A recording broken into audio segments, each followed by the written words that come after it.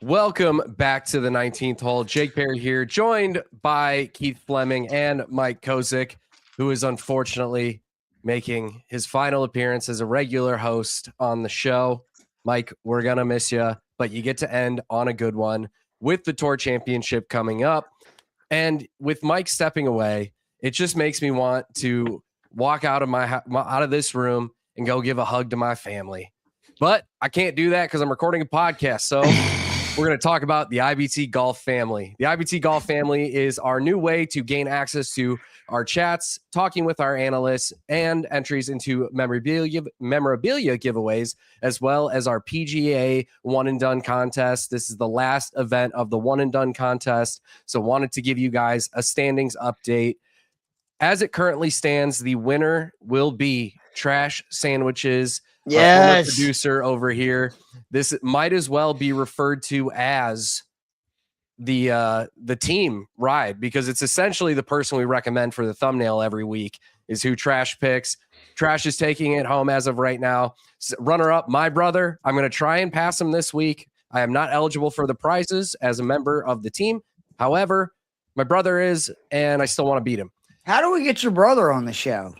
I didn't even know you had a brother. So you learn something new every day. Let's get him on. I've got two brothers. He just listens to me. He just listens to. I'm like, I want to get his inputs. How do you know that? Maybe he's coming up and doing the research, and you don't know that. You don't know. I know for a fact he is not. But Go for JD is in fourth. Mike, you are in fifth. Do it, Timbo Mike. Slice in sixth, Royal Slade in seventh, Skinny McKinney in eighth, my buddy Jed in ninth, and then I just had to include Seth's name in here because why not take a shot at the boss when you can? He is sitting in 10th with a few other people behind him. Wait a minute, he has 404. There's people with only 440 grand. Yeah, I think Seth has only submitted like 2 or 3 picks all year. That's what I was going to ask. Was I hope that they're missing weeks because goodness gracious, one good finish at a signature event and you're going to get at least $500,000. Yep. But anyways, that is where the standings lie. But for to join the IBT Golf family, it's completely free. However, if you want access to our exclusive weekly betting model as well as our full golf betting cards, that is $3.99 a month or $36 for the year. In case you need a reason to do it, we officially, with Wyndham Clark's win last week, the ladder bet on him, the ladder bet on Gary Woodland, we officially cracked over 200 units in the positive for the PGA Tour season. That's awesome. I don't know if you want to do some quick math. Even if your unit's $1, you're up $200 for $3.99 a month. That's still positive at the end of the day. Plus, come on, let's see your math skills, bro. What would that make them up at $3.99? I'm just kidding, Jay. Well, that's 36. It's roughly up like 8. Mike, I didn't mean to break his brain. 162%, I think. Yeah, 162%. No, that was easy math. Why did that take me so long? It's just 200 minus 38. It's 168%. The hamster was moving though. The hamster took. I'm still sick, so the hamster's working overtime. I didn't know you were playing your Jordan game. Flu game on point. Let's go. But you also get access to the football family, racing family, and entertainment families. So make sure you do not miss out on that. You can join at in-betweenmedia.com/chat or with the link in the episode description. But guys, there was a crazy week of golf last week. So let's not waste any time breaking it down. So let's head on over to the news.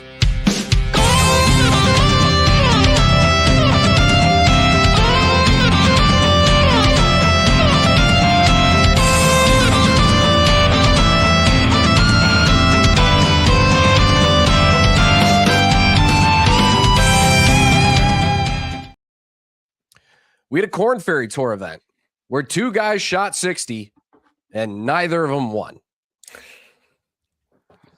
Mike, you and I have talked on the show previous this season about some of these guys who have to come up from the Corn Ferry Tour and just how intense it is. And I think this week is a great example where it's like you could shoot 60 in your first round or in the 4th round of the event, and it's still not enough to win sometimes. Where did they play like 3-4 years ago where they had multiple rounds in the 50s by guys that didn't win the event? Yeah. I think that was something like Columbia or something like that. Yeah.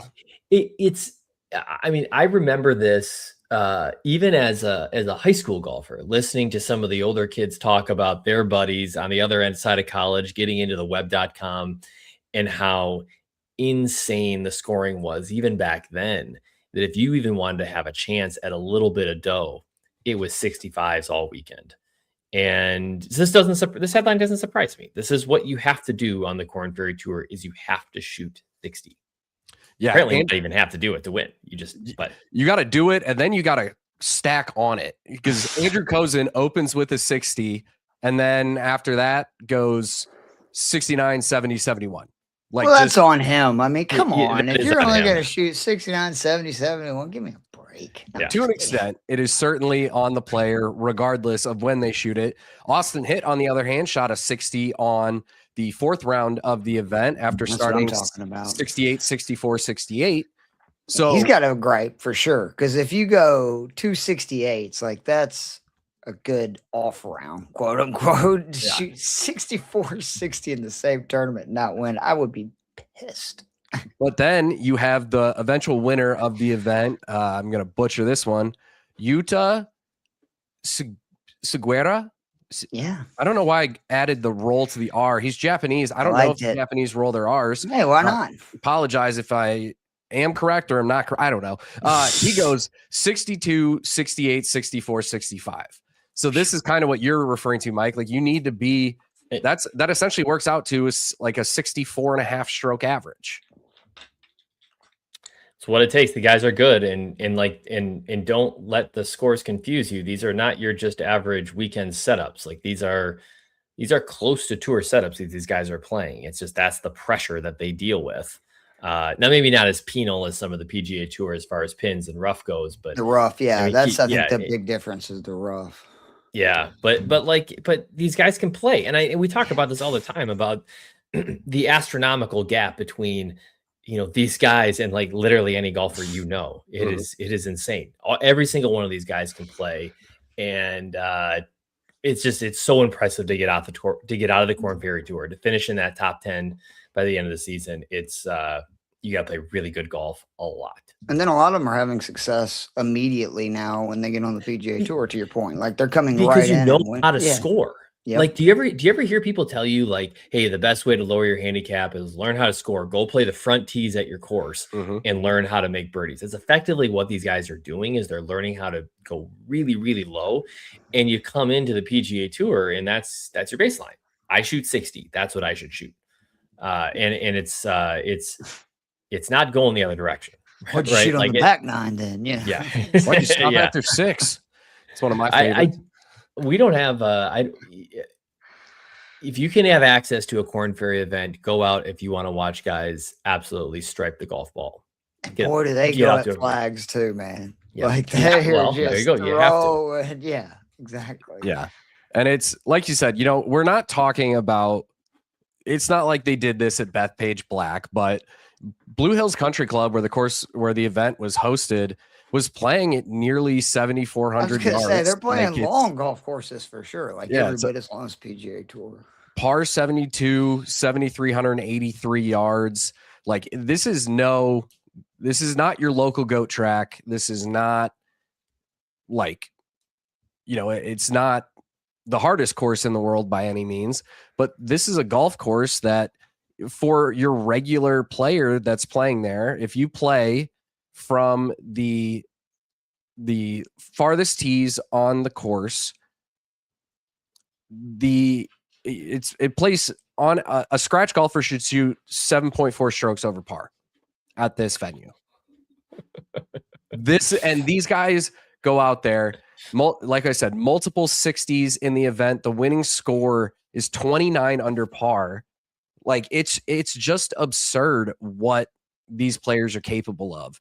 And that's what I think people like need to remember when it comes to players that are on the Corn Ferry Tour right now. It's not necessarily that these guys don't have the skill set to be on the PGA Tour. A lot of times it's learning the grind of the pro season, or, some of these guys are, true grinders who can't go out and shoot 60, 62 every single day, but can absolutely go out there and shoot 68s every day and still put up good, good seasons on the Korn Ferry Tour. Just because it's a step down from the PGA Tour does not mean your local club champion is going to go out and win one of these events. Unless your local club champion is, a freak, which there are, some guys that are either in college or unless your club champion players, is a tour player. Yeah, exactly. Speaking of, more the guy on the 68 every week side of things, just a grinder, a guy who's been at it for quite some time. This dude won on the DP World Tour 14 years ago, has not won an event since. And then this week, Scott Jamieson wins again on the DP World Tour for just the second time in his career. This is a guy who has been a pro since 2009, won twice on like a third level tour, and then really, he's been on the DP World Tour forever. He's been, a consistent player over there, but never has been a guy that, he's not a household name. He's not a guy who he's obviously making very good money playing professional golf and, being able to live the life that he has. But this is not your Rory McIlroy going and winning a DP World Tour event. This is a true grinder. And on this show, we hype up the grinders. So I had to talk about this because it takes a gutsy performance to win an event where guys were happy finishing their round 2 over par. This was a low scoring event. His winning score was just 11 under par at the Nexo Championship. This was not an easy event by any means. It was at International Golf Links in Scotland. So, it's a course that we've seen before, and we know it can play hard, but it's impressive to be able to do this and pull off a win after almost 14 years of not doing it. Well, I think that I'm curious, and I did not see his press conference or anything that followed the win, but just the nerves that you have feeling like that likely is you're in that moment and you're coming down the back nine and it's like this, you thought it would never happen again. It's very likely to never happen again for someone in this position. And this is the moment. And so I applaud Scott for being able to shoulder all of that and get it across the finish line. And Keith, I know you've been around a lot of really good players, and you've probably seen guys that have sort of been on the fringe like this and have kind of come back and touched glory or been very close again. And I'm curious what you think about it's as mentally taxing as it is physically taxing, especially given the situation. 100%. And I don't care what level it's at. If you're just talking about, your club championship, winning is something you have to learn and believe in golf. It's such a mental sport. And just like anything else, the minute that doubt creeps in, you just make things so much harder on yourself. At that point, you're not focusing on trying to make the best score possible in the hole, which is the only way to play really good golf. You're thinking about, oh my God, if I can, shoot this number, or if I, can make par here, you get ahead of yourself, and that's when you fall on your face. That's golf. I played in the last 2.5 weeks. I've played 8 competitive rounds of golf across 3 events. Let's go. Lots of learning. And that's the great thing. You can play golf forever and you can learn and you can find yourself in new moments. For me, when I'm coming down the stretch of a round, I'm, especially if it's a match play and I'm looking to close it out, I just try to boil everything down to how many good swings do I have left? I only need 5 more good golf swings. And I can do that. You could take 5 good golf swings. It has nothing to do with the scores that I have to make. It's just how many good golf swings do I have left? And so I'm always really curious of how someone Scott in this case, like what is he thinking down the stretch? You heard Ryan Fox talk about like at the Open Championship, he's like, I basically blacked out. I could not feel my body. I was surprised they made contact. I think that's a little different though, when it's a major championship, right? Like that's a whole another level. Very few people. I think just routine is so important. Yeah. In this, right? Like I've always compared golf in a lot of ways to shooting free throws. It's something that, free throws, again, they're called free throws for a reason. Players should be making them. And most of the guys that are most successful, if you watch, they're like down to the second in the routine of every single time, right? Like they'll take 2 dribbles and then there's 5 seconds that they hold the ball and then they shoot it. And I think a lot of the guys on tour kind of, try to do that, where they're just getting to where, not that they're robots, but you know what I mean? To where it's almost second nature at this time. You've practiced something so much that it's just like, I'm going to get ready and do this like I've done it a million times before. Yeah. You basically just teleport your brain to somewhere else. That's not that moment. Exactly. Just swing the damn club, right? Like that's the best, swing advice I always tell. Yeah, it's people like that I teach is just swing. Like forget, all the other stuff. Take a deep breath and go. There's like a fairly viral thing that I've seen a lot on social media recently of people who are just like they're telling this to really great players, where it's like hum through your swing and just be able to hold a consistent hum the entire time you swing. And just watching these guys that are like high level ball strikers do it, pure the shot, and just be like, that was so weird. I didn't think about anything and just pured it. Like it is sometimes just about taking yourself out of that moment, taking that pressure off of yourself. It's something we did in baseball all the time, where like as a catcher, when I was catching and I wasn't pitching, I know what my mind goes through when I was on the mound. So I'd be catching and I'd see my guy losing it. And I'd just walk out there and depending on who it was, sometimes I'd tell them a joke. Sometimes I'd ask where we're going for dinner. Like it's just something to get them, like get yourself out of that headspace, that stress, and just be like, all right, now just do the thing you know how to do. And, especially for Scott, like hasn't won in 14 years. He's Scottish, wins in Scotland. Did I just call him Scott? Did I do that? Yeah, that's okay. The Scott, Jamie. No, he is Scott. What am I? My brain is all over the place today. For Scott, the Scottish man to win in Scotland, this is a tongue twister. For him to do it there too has to be extra special. So really just wanted to give, again, we shout out the grinders. So I had to shout out the grinder, especially because I have to talk about a guy now who hates some of these guys who are just toiling around on tour, shrink the tour, blah, shut up, Wyndham. But we have to ask the question now. Is Wyndham Clark player of the year? No. It's a conversation though. I think he is.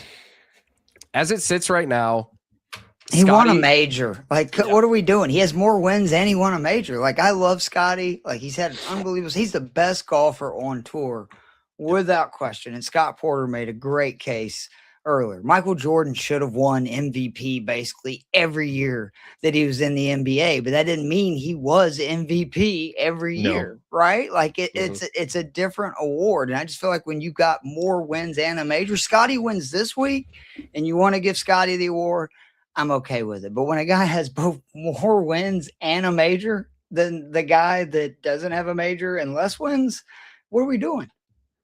How low is Wyndham's low this year, though? Oh, I mean, he said like he fell out of the top 70 in the world rankings.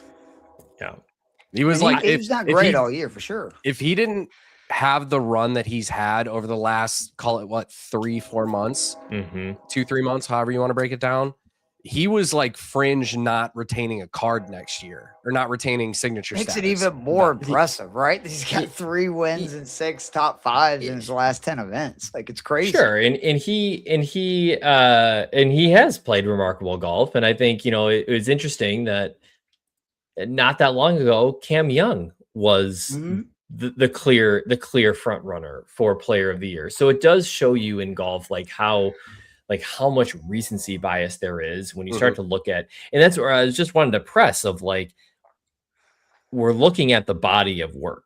And the body of work, if you were to go back to some of these guys, between Cam Young and Wyndham Clark, I mean, I'm not trying to make the case for Scotty, but just the fact that Scotty has 1, 2, 3, 4, 5 second place finishes on tour this year. We may never see that again.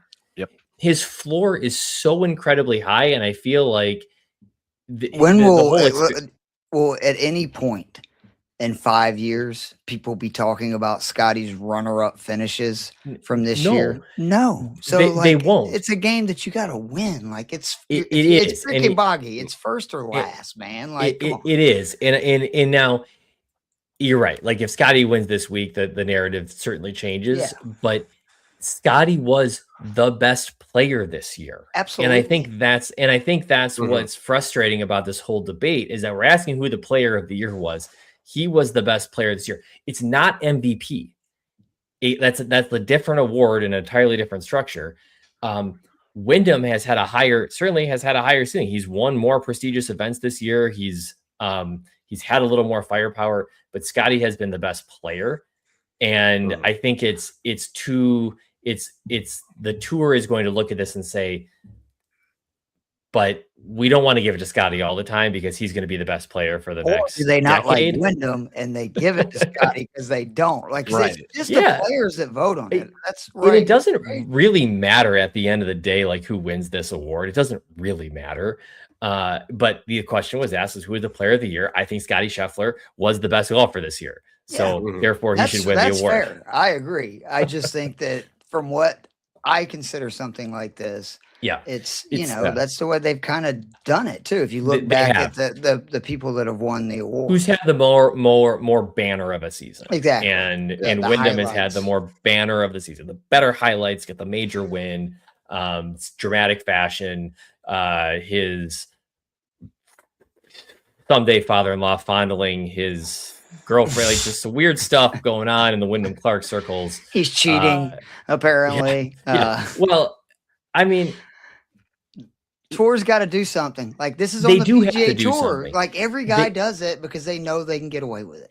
But we have the announcers now are saying things. Like, is it that egregious that like they feel like they have to comment on it? I mean, I do think the three clubs behind the ball, I agree, is excessive. And I know we've digressed on the Wyndham Clark hate club now, but it's I mean, it's a fair statement. It's technically a rule that is not the spirit of the rule, right? And so many times we hear the spirit of the rule. Yeah, the spirit of the law versus the letter of the law. Exactly. And it's like, either way, you're not supposed to be doing this. This is not what they intended.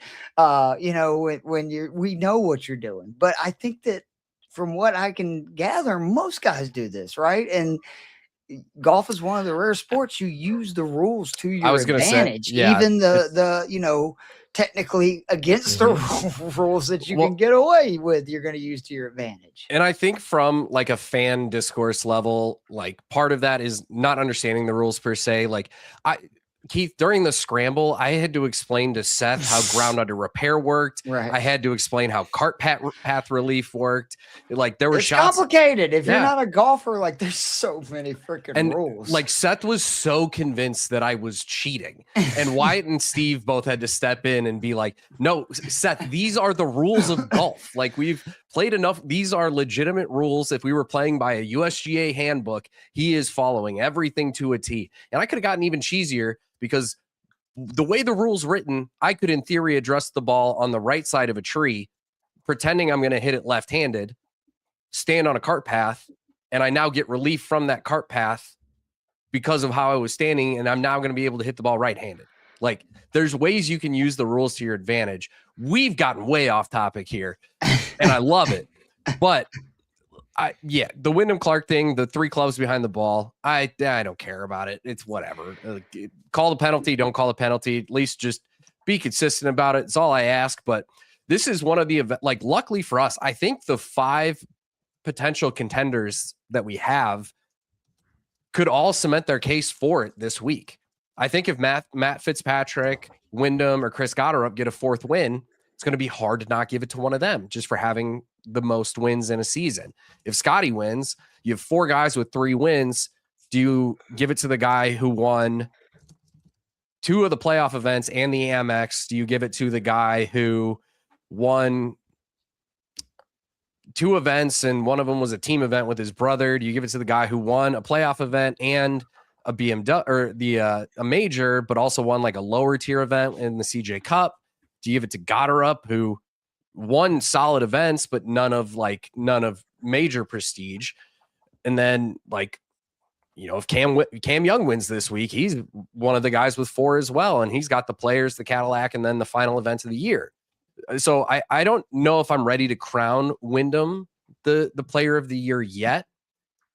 If somehow Wyndham, it was pretty impressive on Sunday though. Like, I'm sorry, like to play as bad as he did for 15 holes, have Rory McIlroy and the entire crowd against you. Second time, by the way, this has happened this year too, where it's him versus the world. And to just have the stones to like birdie 16 and 17 and really rocked Rory, right? Like Rory just kind of fell apart, I think, when, you know, Clark sort of responded. He was 3 over for 16 holes. The stat of the year, he made like 130 feet of putts on Saturday, and he made 24 feet through 15 holes on Sunday. Like, that is the difference in golf. But to still rebound and birdie 16, 17, like, that's the kind of stuff that to me is really impressive. Everybody is good at golf when everything's going your way. Yeah, like, great golf is how do you respond when things are not.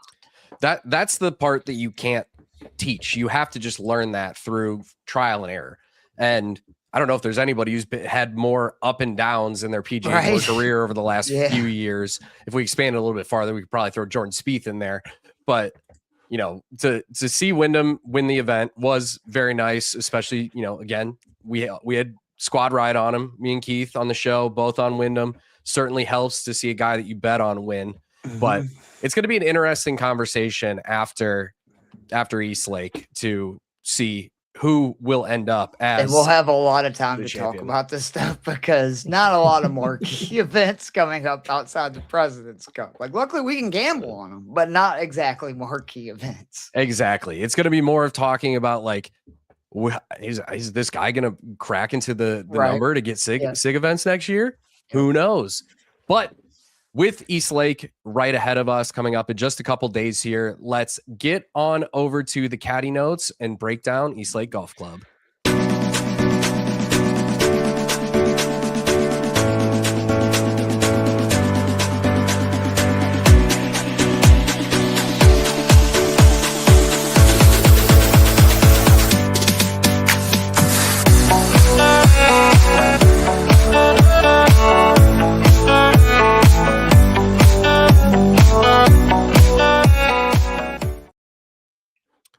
Mike, it's your final show.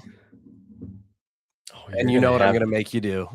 You are. You're going to have me do this when we got East Lake and Keith's backyard. No kidding. Of course, screw you, man. I've played it a dozen times. Yeah, I was going to say, like, Mike's going to give us the initial breakdown, and then we're going to talk about the course, and then Keith comes in. Guys, there's a strategy to all this. That's why I'm the head of golf content, technically, sort of, not really. I'm going to miss us picking on him, Mike, man. That's right in the middle. I mean, I feel like, I feel like there's nothing I can say that can preview this golf club that Keith won't kind of be just hawking me on. But it is the nice thing about East Lake is that we have tons and tons of data on it. This is a stop that the tour has been going to for years.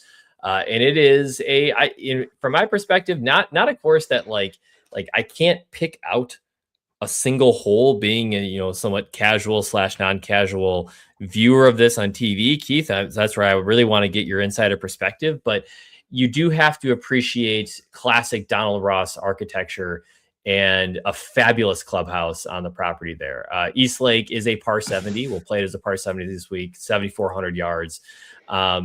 Pretty straightforward. Water is in play on half the holes. So I do think you'd have to be a fairly A fairly strong driver of the golf ball here. We end up going back to primarily Bermuda grass surfaces. I think the greens are mostly Bermuda grass, zoysia grass in the fairways. And so kind of that more typical southern, southeastern golf course and surfaces that we're used to in the early part of the season. My understanding is that we have done some renovations on the golf course, although unfortunately, we'll be spending a lot less time at East Lake in the coming years here on the PGA Tour. But it looks like a lot of the green complexes have been adjusted to provide even more runoff space and less scrambling from the roughs. That's definitely something that I think is going to play a factor. A lot of tight lies into the grain. It does. And I'm telling you, those are not easy shots, even for the pros, I feel like. No, of course not. Of course not. And I think we heard which I think it's interesting because when you think of classic Donald Ross designs, you think of obviously Pinehurst, and that's like what you live on is those tight lies for 30, 40 yards around the greens. You're right. You have to be incredibly precise with your contact. Grains going into you off those greens. You often hear guys say you just got to start rolling the ball, because if you take a wedge down and you're going to have any risk of having that grain grab the sole of your club, you're going to chunk the crap out of it. That's exactly right. Typically this golf course rewards accuracy over distance. We talked about the prevalence of water off the tee, but also just the gnarly Bermuda rough. And so if you look at a number of the guys that have played well here year over year, length is helpful. 7,400 yards is still going to be long enough, but we have big enough greens that will also start to separate on approach play as well. You got to get into the right sections. And Keith, but give us the real details. You've walked these grounds dozens of times. So much elevation. Yeah. The highest point in Atlanta is the par 5 on the front side. That's cool. Literally the highest point on that green in the entire freaking city. It is nuts. And not I've actually had to end on that hole because they do a scramble format in the event the day after the Tour Championship. So you get to walk up that giant ass hill and then walk all the way back to the clubhouse. Not a fun way to end your day. The rough is ridiculous.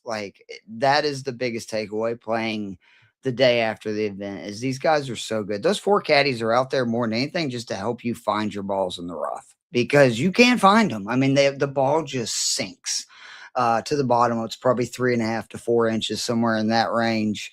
You're right about a very straight golf course, unless you're Rory McIlroy. Not a lot of corners that you can cut or big advantages like what we saw last week, where he would be 60 yards in front of the next longest guy in the field because of the angle he took off the tee. Mm-hmm. And then the green stat that I just I had to keep double checking: 90.5% conversion rate inside 10 feet on these greens. These guys make everything. They are the most truest greens on tour. You have a much lower 3-putt percentage as well. The scrambling rate is a lot higher here than tour average, which all screams guys are going to make a ton of 5 to 10 footers. The approach stuff, I think it was, I had this number I know written down. There it is. So 68.4% green in regulation. You miss and hit in the rough, that number drops to 31.7. It's one of the highest discrepancies on tour. The average is 45%. It's 31% at East Lake. But I always just look for guys that drive it great and, or excel at long irons, because you're going to have a ton of shots of 200 plus. But again, we played as a par 72. And from 6,100 yards. And I think it's so freaking hard because, again, if we're missing the fairway, you're toast. I have no idea how these guys muscle the ball onto the green from that rough. The caddies tell you right off the bat, look, man, don't try to be a superhero.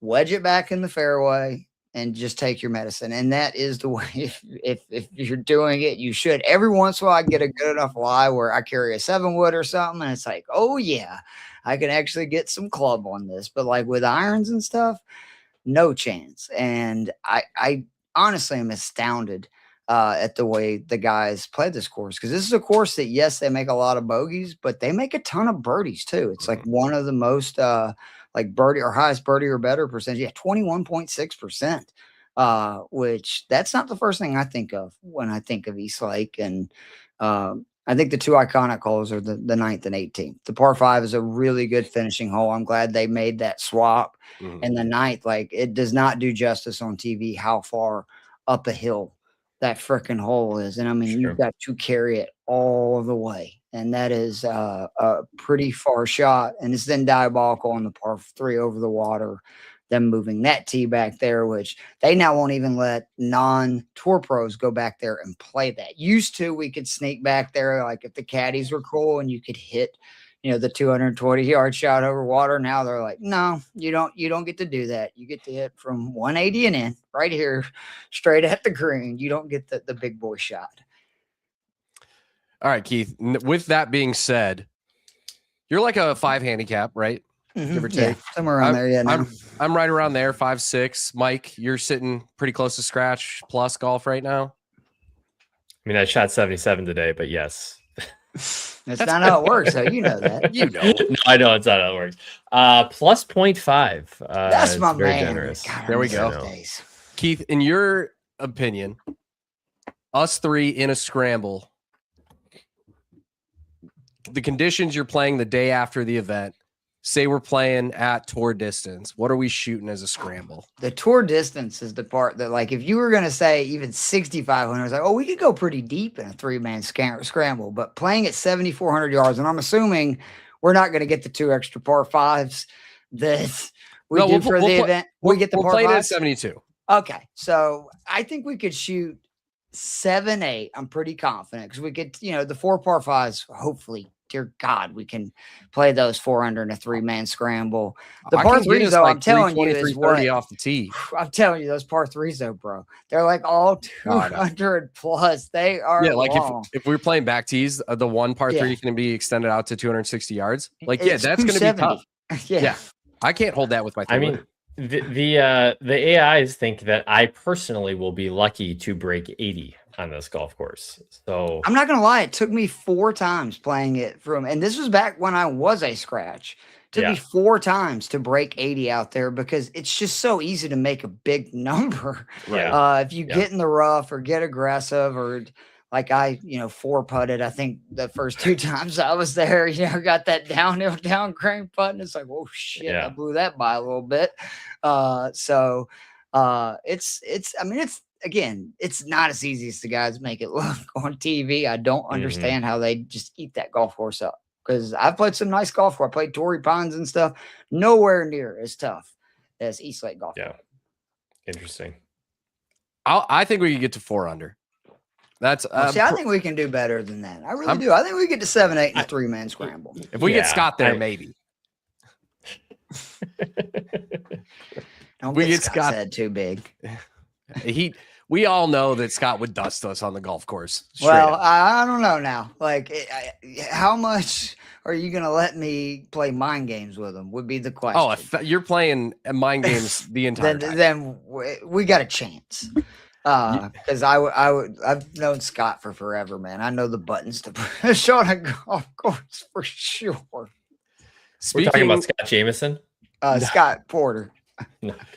Speaking of the Scott, these Scott. It's too many Scotts. Great Scott. Anyways, speaking of pushing buttons, we got to push buttons to pick the players that we like this week. So now that we've broken down East Lake, let's start to break down our favorite plays of this week.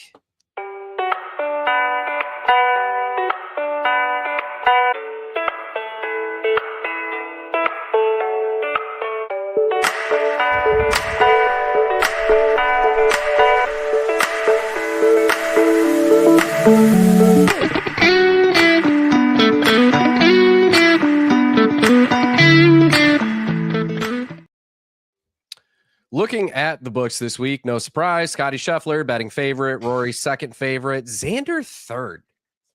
Course history, right? I guess that's got to be. Yeah. He is the leader in terms of strokes gained total all time at East Lake. However, he's not having a great year. And then Ludwig, And then you start to get into some guys who've actually won some tour events this year. So looking at the overall breakdown of the odds, it's pretty condensed at the top. There's about 15 guys who are 20-1 or shorter, depending on the book that you're looking at. Some books get you a little bit longer, but you're really not seeing any odds. Kind of the longest odds that I can find are Ryan Fox 110-1 on Bet365. So this is not the event where we're, throwing a couple dollars out on a couple guys who are 150-1 or worse. No Tom Hoagie, 345-1 bets for Mike. A little disrespect on the way out. How about that? He would do it if he could. If Tom Hoagie was 345-1 in this event, I'd throw a couple bucks on him. Let's be honest. I'd just be happy to get odds that long. But starting right off at the top here, we've got Rory 9.5-1. Keith, this was your play. Is this we saw what we needed to see out of Rory last week. I prefer his odds definitely now to Scotty's. Yeah, I mean, I still think that you're getting him almost 10-1 on a course that it's been kind of funny. It's either really good or really bad the years he's played here. But his driving last week was ridiculous. Like he proved that he will just flat out try to overpower golf courses now. And I don't really remember Rory doing that quite as much earlier in his career, where he's like, look, it's almost like the old Tiger and Phil just bomb and gouge approach, right? Like if I hit fairways, great. If I miss them, I'll figure it out. I'm close enough where I'm hitting a short iron, and led the field in proximity last week from the fairway. So I hear a stat like that. He has a good driving week, this week at Eastlake, a course that he has putted very well historically at. And, again, 30-man field. Why not? I'm getting right at 10-1 odds. Mike, how do you feel about the top of the board? Are you Team Scotty, Team Rory, Team Xander? Is anybody? I honestly, the problem with Xander is that, like you said, he's the third shortest odds on a guy that has not played well this year. And I would love to just go ride the course history narrative and say, hey, sometimes the guy struggles, but he shows up at a place he's super comfortable and he just gets it on track for the week. But you're not really getting any value with that. I would back in this case, Rory, if you're 9.5, I think that's a really nice number to get Rory at. Like you said, you're getting twice the value ahead of Scotty. The big question for me on Rory is his short game good enough to around the greens? Like we just said, is going to ask for a little more expertise on short grass scrambling. And I think we got him 18th in the field in short grass scrambling out of 30 guys. Like it's not his forte. So, but if he's going to hit it long and he's going to hit, the green regulation percentage is going to be high and he can just kind of cut that part of the game out, then I think there's a path there. And to your point, Keith, like he's coming off a week where he was unbelievable with the driver. And so if I'm looking at the top of the board, I will get in line with you guys and say Rory's probably best positioned here, both value and form wise. Yeah. And Keith, kind of going off what you were talking about, I was curious. So I was looking here on Data Golf. He definitely is purely overpowering the course more than he has in the past. But it's funny, his accuracy is way down with the driver this year, but like his strokes gained off the tee per event is up. So I think he has fully just accepted what Bryson was doing a couple years ago. He's like, dude, I can hit it 350. Why don't I just do that and figure it out from there? Mm-hmm.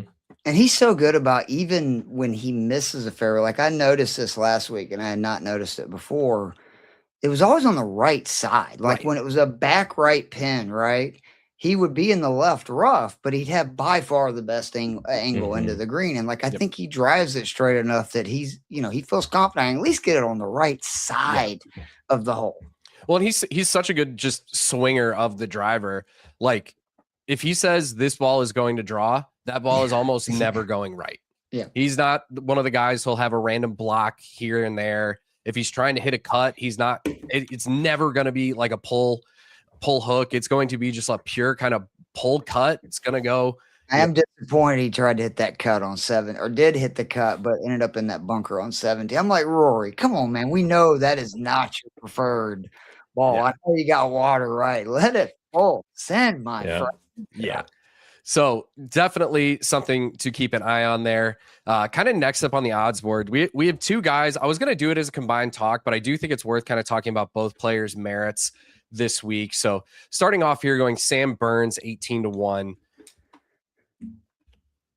We talked about it last week, Keith, and we were kind of like, Burns is at a point where it's like, dude, you've got to win something, please. And then he didn't have the best performance at the BMW. Still had a really good week with the irons, just cold putter week for him.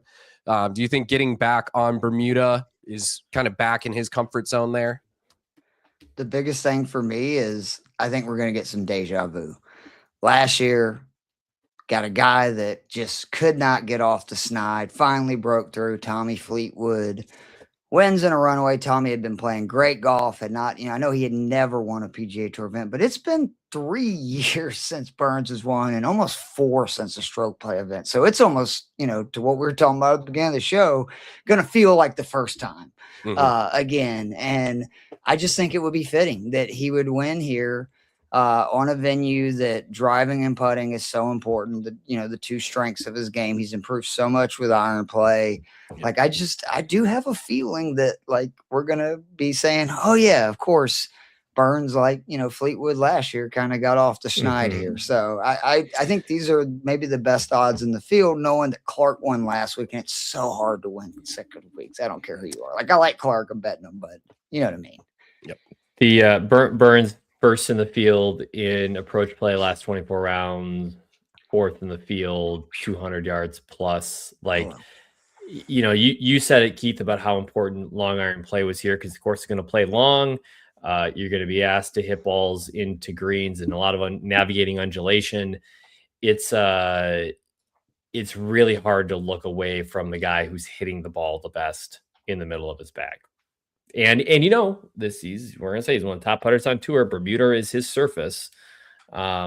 It's the right combination. It's the right combination of asks for someone's golf game this week. Different paths to get there. We talked about Rory. If Rory can certainly overpower a golf course with his driver, that's not what Sam Burns is going to do. But you got to love the way he's hit the golf ball with his iron play the last 6-8 events here. Yeah, Xander's gained more strokes, on the greens here over his career than Burns.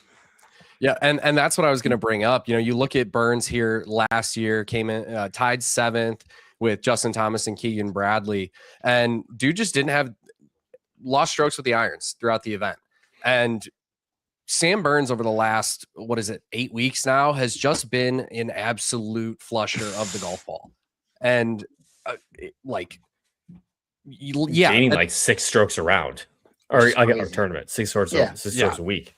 It's Keith, what was that stat we brought up last week? It had been like in 150 rounds or something that Burns had played. He'd only gained more than 6 strokes. 3 times more, like prior to this stretch, and then had a 6 event span where he did it 5 times after like his previous, almost like his entire career not doing it. Yeah.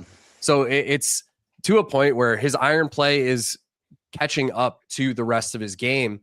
And I think, if he has a marginally better week than he had last week with the putter and just putts how he historically has here, it's a really great number. He's in line with Wyndham at 18-1, and kind of, where you were at, Keith, like it's so dang hard to win back-to-back events. And like both of these guys line up extremely well in my model. I've got Burns 5th, Wyndham 7th. Really the differentiator between the two right now. Burns' iron play is a little bit stronger over, I have it the last 24 rounds with the putter. Burns slightly better. Wyndham's been better off the tee, better on the Wyndham's been better at East Lake overall. Slightly better scoring numbers, but Burns slightly better bogey avoidance numbers, better at the comp courses that I have for the week. He's been a little bit better tee to green. It's pulling hairs between these two guys. Like Wyndham, both these guys are on hot streaks. Wyndham just happens to have a win during his. Burns is kind of having like a Scotty-esque, 2026 Scotty-esque run where it's like consistently in contention, not really winning anything. And so it boils down to kind of where you feel more confident throwing the money on these two. If you're picking one or the other, you could do what I'm doing, just sprinkling a little on both. Especially if you've been following our bets lately. It's like, you got a little extra. Let's just throw it on both of them. I got no problem with that in a 30-man field. Yeah, right. Wyndham got me 30 units last week, not counting the placement bets, just off the outright. Exactly. Like I'm playing with house money at this point. So, I'm certainly going to be interested here. Mike, do you lean one way or another on these two? Is there one guy you have any preference towards? Between Burns and Clark? Yes. I think you're right. Like from a profile standpoint, they're both playing very similarly right now. I think the case for Burns makes a ton of sense. And you just look at the trajectories that they've been on. Obviously, Wyndham playing very well. And we love to fade guys that won the previous week. But to be honest, to your point, Keith, it just doesn't happen that often that guys are winning in back-to-back weeks. It's really hard to keep that momentum going. And, shame on me if Wyndham does pull it off. But, it's one of those things that when Scotty won at St. Jude and you look at how well he'd been playing, then all of a sudden he puts it together and he wins by 8. It's kind of like, it almost feels like if Burns were to win this event by 4 or 5 strokes, I don't think we would be surprised because of how well he has played the back half of the summer. And then what did Fleetwood win by last year? Didn't he win by 3? Yeah. And so it's just, I think the parallels make a lot of sense where he is hitting the ball so well for a guy who we say is one of the best putters. All he needs is a week where he is his normal, cream of the crop putting self. And so I'm gonna lean Burns on this one. Similar place on the odds board, and that's where I'll go with. I love it. Keith, you brought up Burns winning as kind of like the Tommy Fleetwood of last year, like getting the monkey off the back, and maybe that is where, my brain cannot get off of this play. My model has this guy ranked 14th, right in the middle of the pack. There's statistically really nothing that's making this guy stand out. I'm going Colin 20.5 to 1. I think he can do what Tommy did last year. And if you want the crazy stat, the crazy correlation, the thing that makes no sense, doesn't really matter at all, but I'm going to bring it up anyway. When Tommy won last year, what did he finish in the BMW? T4. What did Colin finish in the BMW last week? I'm going to guess T4. T4, baby. Let's go. Colin this week. I don't know why. Like I said, the model does here's what Colin has been good at of late. Par 4 scoring, approach play. That's it. He's my 30th. It's the flat stick's not been great. He's my 30th ranked scrambler in the field, my 29th ranked putter, 16th ranked driver. Again, statistically, there's not really anything that says this should happen. But that's what East Lake is made of. East Lake is where dreams come true, and I'm going to have a dream that Colin Morikawa is going to win a PGA Tour event to end the 2026 season. If we don't get pounded with rain, supposedly part of the Zoysia and the renovation they did last year is they now have got the ability to grow Zoysia that is firmer and runs out more. And it kind of makes sense if you look. Fleetwood wins, like Henley second, right? Like these guys that are not that long off the tee the very first year since they did the renovation, had obviously a really good week. That would be very good for guys like Colin and I know the next guy on this list, because historically, you got to be a bomber to win here. That's just been the way it is up until kind of last year. It was a little different leaderboard. And in 2020 this is what I was just gonna say. Colin is the most recent player to have quote unquote won the week at East Lake without being gifted the $18 million. It actually happens. I was thinking, I think the only other person to do it was Xander. It actually happens way more often. Yeah, it's frequent. How many years did they do it? Do you know? Well, I think this is the 7th year of starting strokes. Well, they're not doing it this year. They're starting at a level playing field. So I'm saying, how many years did they do this? This is the second year that they're not doing starting strokes. I don't remember how many it was before that. They started at the same. I thought they started at level last year. I thought. No, they did staggered last year because Scotty was in the lead. I'm almost positive. No, last Okay, year was look the, it no, 100%. Last year was the first year they didn't do staggered start. Okay. 100%. But Well, yeah, either way. Colin would have won in 24. And Keith, to your point, Colin is not a long driver of the golf ball. And in 2024, he gained distance on the field. So it is certainly possible that if the Zoysia here is playing firmer, that Colin can get some added rollout distance, which brings distance is the equalizer in a lot of ways on the PGA Tour. You know, when 4 extra yards last year is what I read than the previous 4 years. And that was with a decent amount of rain before the event started. So certainly something that we are hopefully going to see is Colin winning.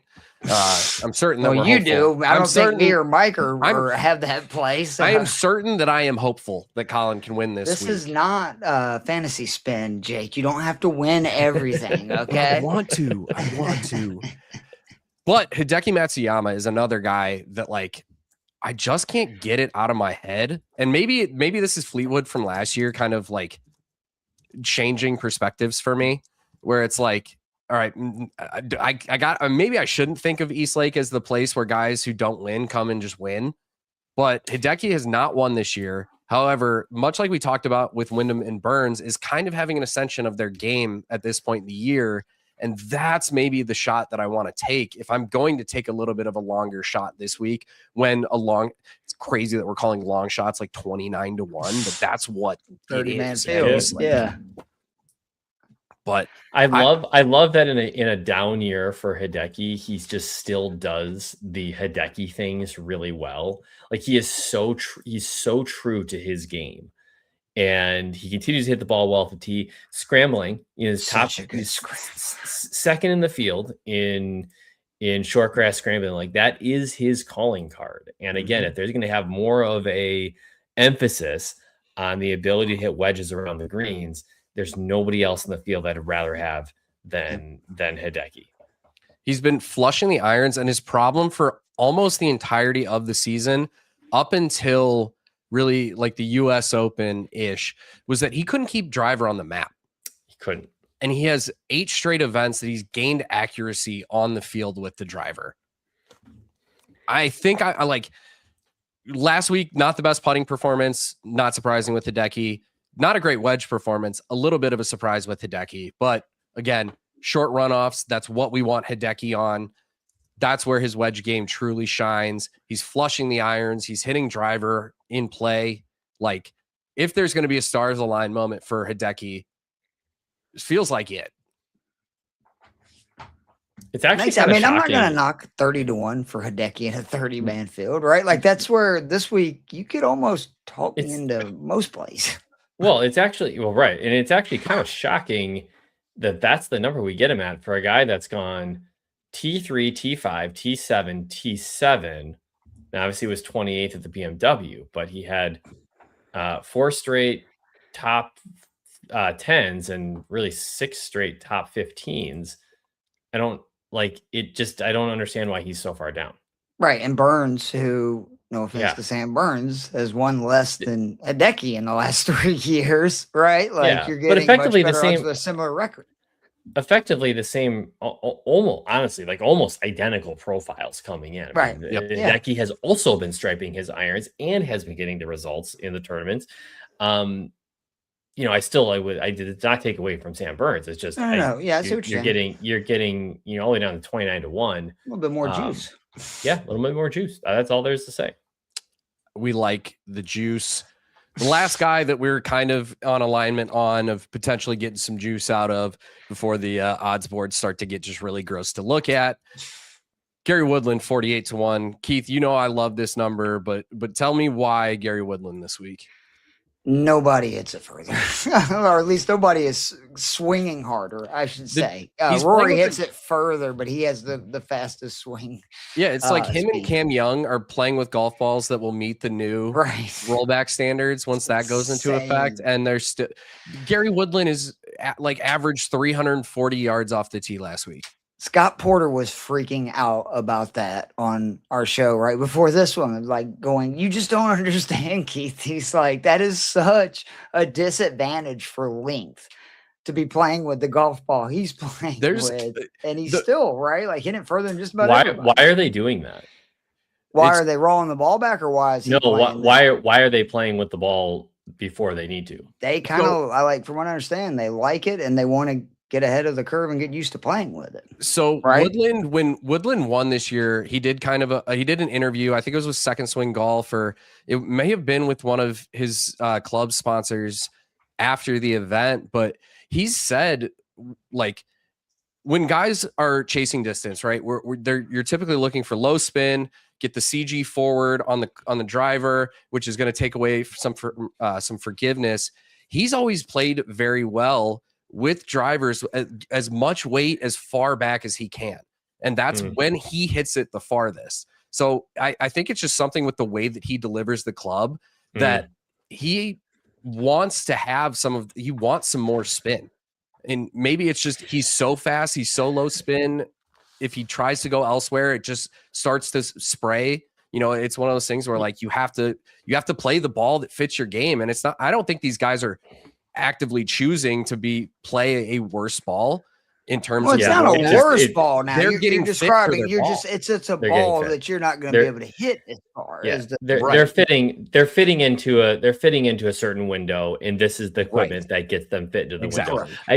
I had this as I finally solved all my driver stuff this year. I set up a low spin QI4D and a low spin shaft, and I was spinning my good drives at like 16 to 1800 RPMs, and it's still hitting it like, 320. But like, the fitters hate this. They're like, we need to move the weights around. We want you spinning at 2100 because they want like 22 to 2300 typically. Because the ball's gonna, you're not gonna spin. The ball's gonna fall out of the air. I'm like, dude, like, we're on the monitor. We see the numbers are good. Like, I don't need any more than what I'm getting. Right.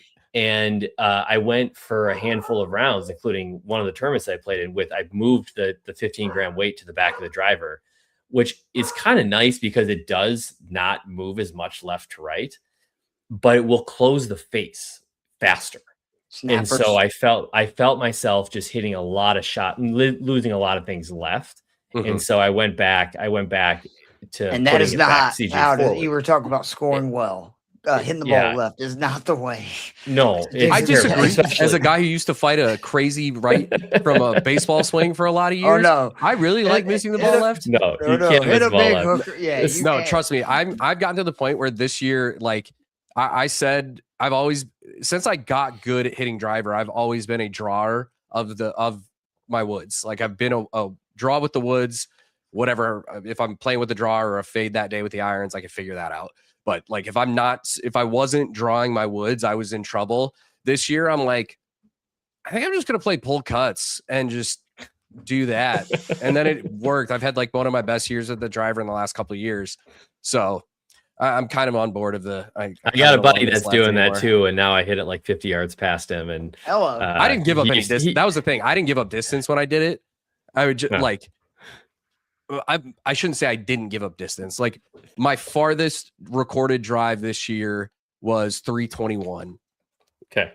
Last year, it was like, with a very big draw, I could get it to like 340-ish.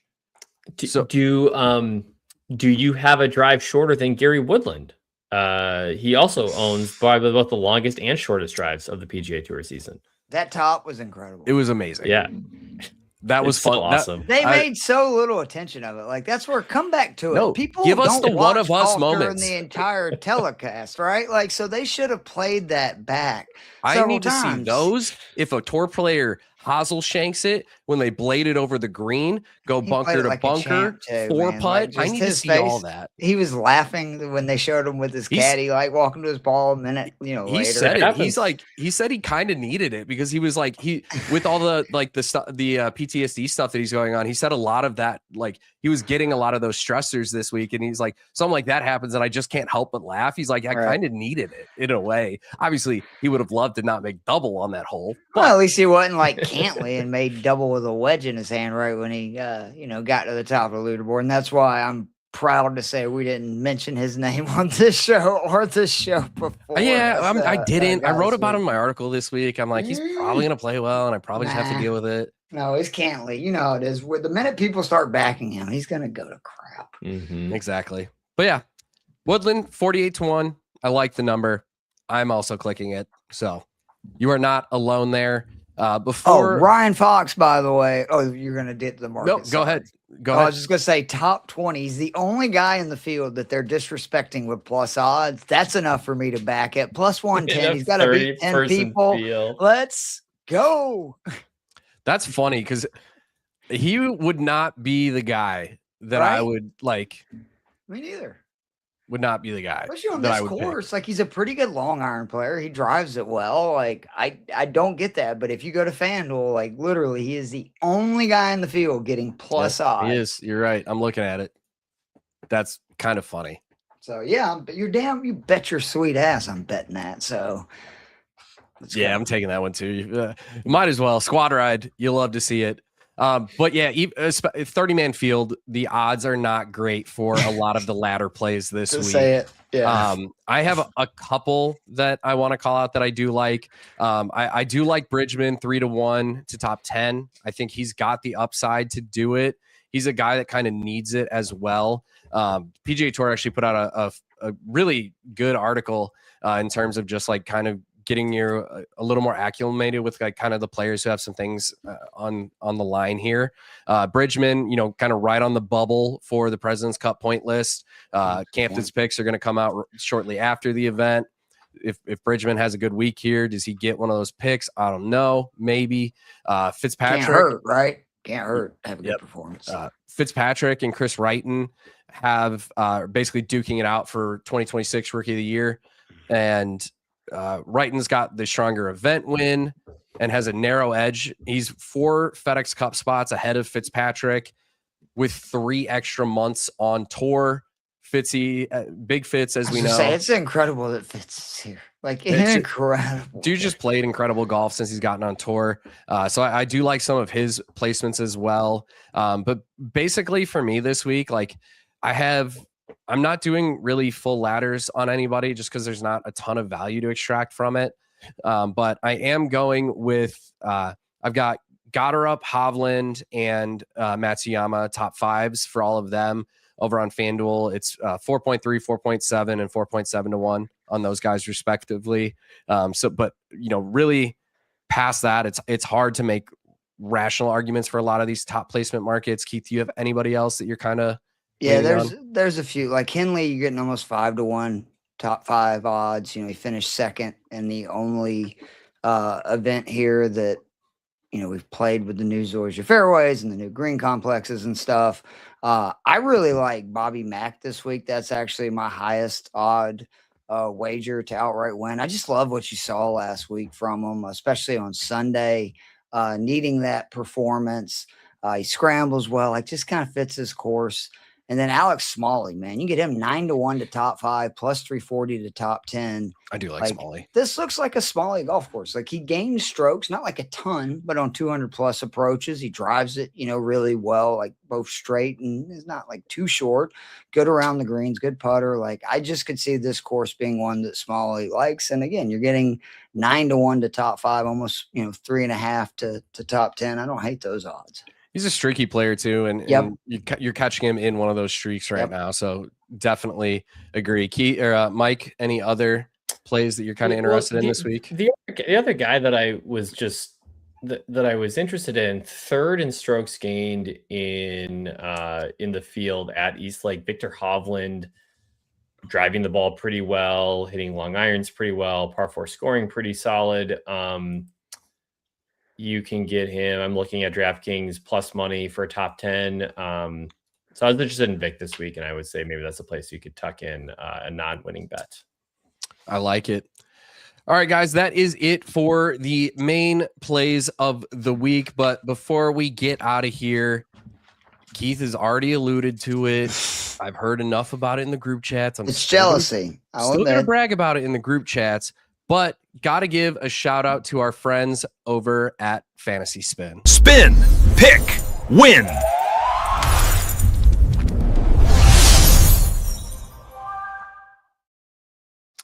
for those who have not played on FantasySpin before and have not seen what FantasySpin is and what it has to offer, I don't have a great format for you for on the screen this week. So this is what you get, and I hope you like it because this is what we're doing, and you can't stop me. It's basically what I'm boiling this down to. But FantasySpin, it's a gamified DFS experience that combines the fun of building a DFS lineup with the excitement of a slot machine. Gives you a unique way to approach DFS. You build your lineups, spin to win real money. You can play for free or for fun, and it gives you a great chance to win. I took down the main event again last week. I think it was on Saturday, Mike. You and I were like 4 of the top 7 spots. I was hoping we were going to take over all the money spots, and it was just going to be us. I won. Jinxed it. Yeah, wait a minute. Is he highlighting how he ended up winning and you ended up not cashing? I didn't even. I finished not even in the top 10. What a joke. To be fair, I jinxed myself out of the money for long stretch. I was not looking on Sunday. The first time I looked, I wasn't in the money. So I was like, oh, I did jinx I jinxed all of us. I was getting ready to send I was hoping that. Yeah. But hey, you know what? We had fun. I'm sure you had a little bit more fun than Mike, but yeah. The old Jake Parry annuity fun, as I like to call it. Hey, man. He's trying to get as many people as, of course, he's trying to get as many people as possible to sign. I know. Why wouldn't he be? Come on in, the water's warm, boys. We have had fun as a team on FantasySpin. You can't deny it. It's happening. I love it. I just would like it a lot more if you weren't winning so much and I was winning a little bit more.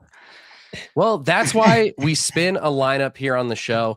If you guys want to get in on the fun with us, check out the link in the episode description. Download the app, use code IBTGolf, and deposit at least $10. Play in one tournament, you'll receive $30 in free play. I've already spun 2 of my 3 main event lineups for this week, but I saved the best for last. So, guys, let's go ahead and spin the PGA main event over on FantasySpin.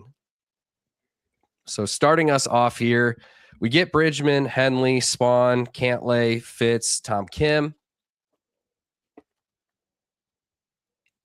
Yeah. I like Fitz. I mean, that was somebody we didn't really talk about that I could see having a good week here. I'm going to lock him with the preface that he can easily be unlocked should we get other great players to show up here. We did not. You get Russell 2 times in a row. You better lock him in. All right. You know what, Keith? I'll do it for you. I'll do it for you. Hopefully it's for me in the end of the day, but I will do it for you. You're a saint. Thank you. That's what I'm here for. Man, you are getting literally the same like 5 guys. Yep. Screw it. We got 2 spins left. We're going to risk it. Ludwig got her up. Tommy. Ooh, that's the Jake rolls I'm used to see. That's the spin. Sorry, Henley. Here's what's gonna happen though. He's gonna lock Fleetwood. He's gonna come. It's gonna be like Scotty Rory. This is what he does. It's gonna be like Scotty Rory to close this out. It's gonna be Siwoo and Burnsy. You son of a bitch. I know. What are the ranks in the field? Could we see that? I know Burns is. Oh my God, your projected finish is only 11th. That's good. I don't. He'll overperform. It's like when you do a fantasy football draft on Yahoo. Like the lower the draft grade is, the better you probably did. But yeah, Siwoo 11th or 13th in rank. Ludwig 8th. Got her up 15th. Burns 4th. Fitzy 6th and Fleetwood 14th. Think about that. He had 1 spin left and he got his best player in the field with just 2 slots left. Come on, man. Haters going to hate. That's all I'm going to say. We're hating. Sometimes you got to risk it for the biscuit. That's all I'm saying. But as you can see on here for FantasySpin, some of the things that I do love about the app, you get your projections for the players. The players that are projected extremely highly in their rankings will light up just like that's the slot machine, part of the slot machine aspect of it as well. If a player doesn't play in their event or their game that day, regardless of the sport that it is, you get their projections automatically, which is another thing that I really love and wish more DFS sites would do. But they have MLB, NFL, PGA, NASCAR, college football, NBA. They've got a little bit of everything. When it's NHL season, that'll be on here as well. So again, make sure to check out FantasySpin. The link is down in the episode description. The code is IBT Golf. Deposit that $10, get you that 30 in bonus plays, and come try and take me down in a main event. It'll be fun. You'll probably win. I had stretches where I didn't make anything on FantasySpin. The wins certainly help. 7 wins on the season certainly helps. But you can't win them all. So make sure to get over there, get in the contest with us. But with that being said, guys, we are wrapping up the show. Mike, as we said before, this is your last show as a regular host with us. So I did want to thank you for all of your contributions to us this year. It's been very greatly appreciated. Is there anything you want to say to the people before you say your Oh man, another year has gone by without Tom Hoagie as a PGA Tour winner. We got to fix that. We got to fix that. Didn't win as much money as I would have liked this year. I need to figure out a way to win. Now I'm just going to be a listener, and so I can just tail Jake's picks week after week. And Keith, it's been a pleasure getting to know you the back half of the season. I think this group has been fun, and so I hope that I have a chance to pop in every now and then next season. Like I said, lots of news on the PGA Tour this year. There's going to be an exciting finish at the end of next season, so certainly pencil me in for sometime in August. You love to see it. And Mike, it has been an absolute pleasure. As you know, you're welcome back on the show anytime. You might even see Mike just randomly popping up just to yell about something that made him angry in the golf world that week, as he said to me in a text. Anything is possible. But guys, this is the final event of the PGA Tour regular season. We'll still be doing shows through the fall swing and everything like that, but we wanted to thank you guys once again for tuning in all season long. Make sure you guys subscribe to the channel so you don't miss anything else that we have coming your way. And we will see you all at our next tee time.